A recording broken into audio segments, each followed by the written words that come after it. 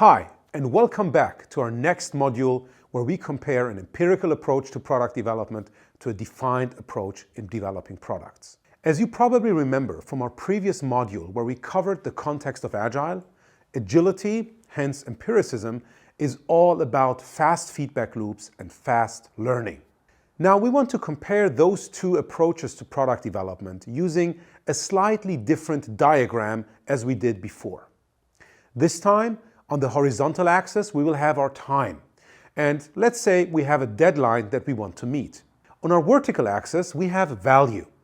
And value for us is two things. Number one, value delivered to our customers.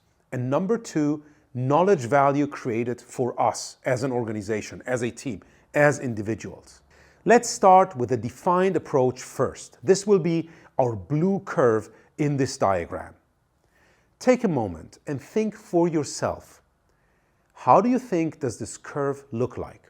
Maybe you even hit the pause button so that you don't see the results before you finish your own thinking process.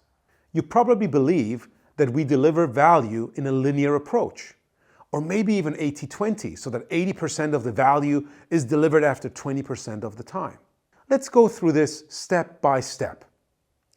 In a defined approach, we usually start out with designing or writing the specifications.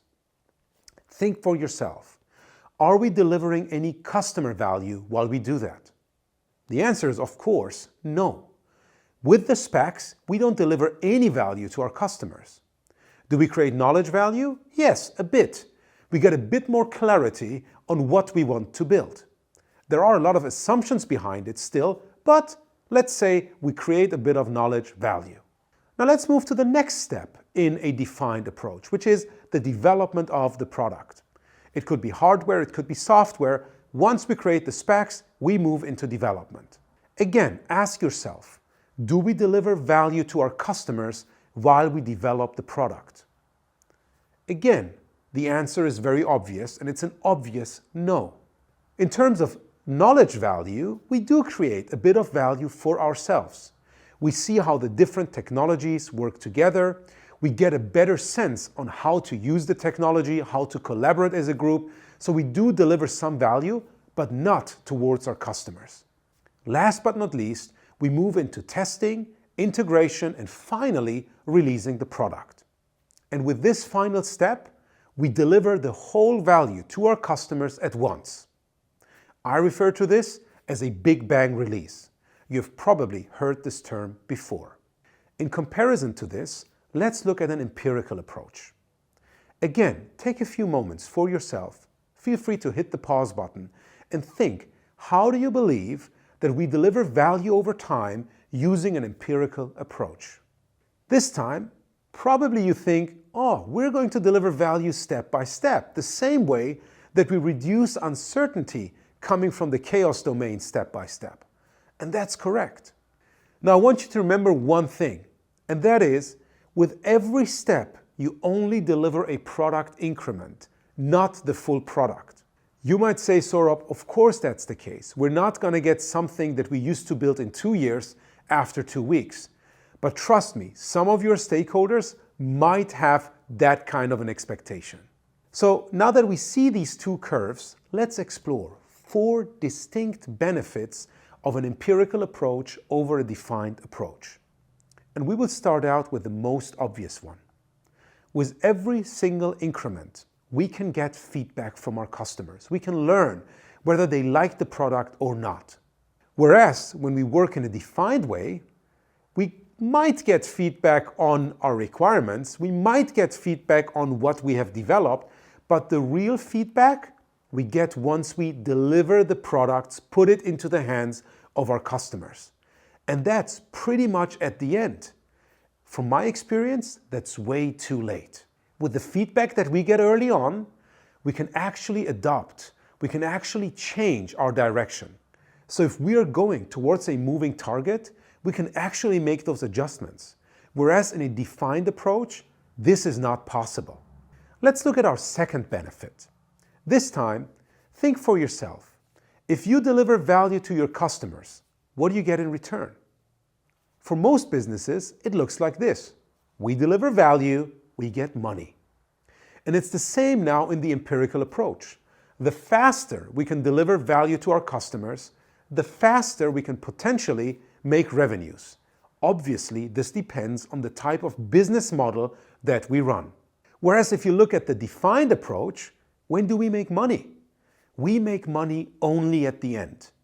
And of course, we hope that we will make much more money, but there is no certainty that we will. There are several risks out there. Risk number one, does the market actually like our product? And risk number two, is our pricing model going to work? And those risks we will only see late in time.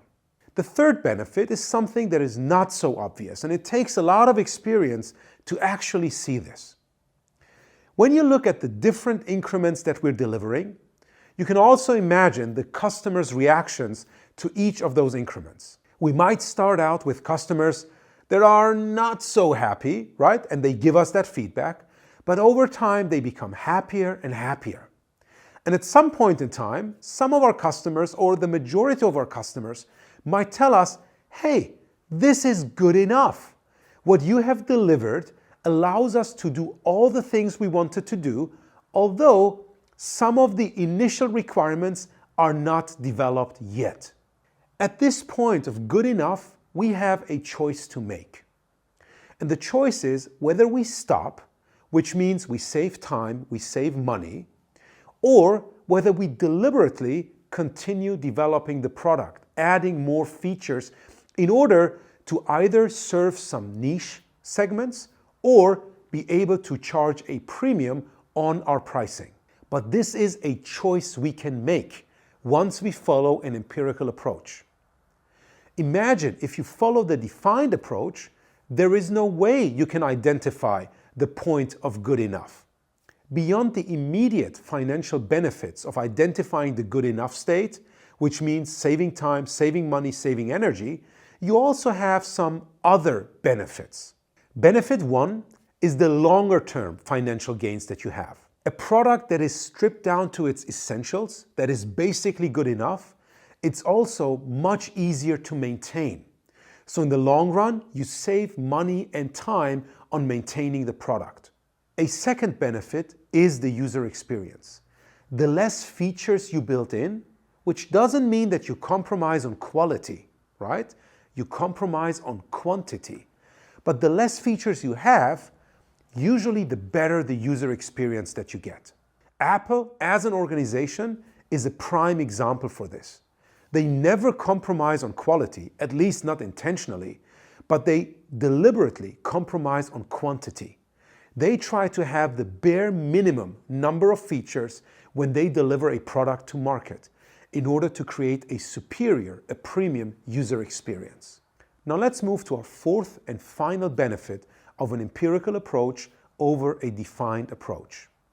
And for this, I want you to take a moment and imagine one of your past projects, ideally a project that went on for a longer period of time.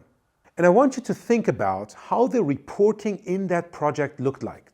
Probably you used a traffic light reporting on that project, which is green, the project is great, yellow, there might be some challenges, and red, this is alarm, right? So let's look at your projects. Most projects start out green. Why? Because while we're writing the specifications, everything is green, everything is on time. Most of those projects are still green when we move into development, because right now we're building stuff, right? And we're hitting our timelines and so on and so forth. Once we move into testing and integrating stuff, we realize that probably our customers are not so fond of what we have built, or that the integration of the different modules doesn't work really well. So at the end, our project turns yellow and then suddenly it turns red. Now, most of those projects, once they turn red, also result in the project taking much longer than expected. I refer to these projects as watermelon projects. Green on the outside, red on the inside. And similar to a watermelon, these projects have been red all along. The problem is, until we break up that watermelon, we don't see that they're red on the inside. And the problem with a defined approach despite all the risk management techniques that we use, is that we don't create enough transparency with regards to all of those risks. So what kind of risks do we face when we build a new product? Risk number one is the market risk. Do customers actually want what we're building? Risk number two is the financial risk. Are we going to make a bigger return than what we're investing in the product? And risk number three is the technical risk. Are we going to be able to build the product in the same way that we intend to build it? Now, if you look at the defined approach, we're mitigating or moving all of those risks to the end of the project. That's when the project turns yellow or red, because we deliver way too late to see whether our customers actually like it, whether our pricing model actually works, and whether the technology integrates really well. We can't assess whether the project is green or red. We just assume it being green because we're hitting the different milestones. The message here is not that an empirical approach to product development results in an all-green project. That's not the case. What we will actually see is that you assess those risks much earlier. That, of course, depends on how a product owner, for example, prioritizes the items in the backlog and how frequently you gather feedback from your most important stakeholders. But if you do this the right way, you will see early on whether your product actually meets market demands. You will also see whether you will be able to monetize your investments. And last but not least, you will also see whether the technology stack that you have chosen works well together. So summarizing this, we see 4 distinct benefits of an empirical approach over a defined approach. The first one is fast feedback, fast opportunities to learn, and the opportunity to change what we're delivering. The second one is the benefit of making money much earlier. Because if we deliver value earlier, we're potentially in the position to also ask for money from our customers early on.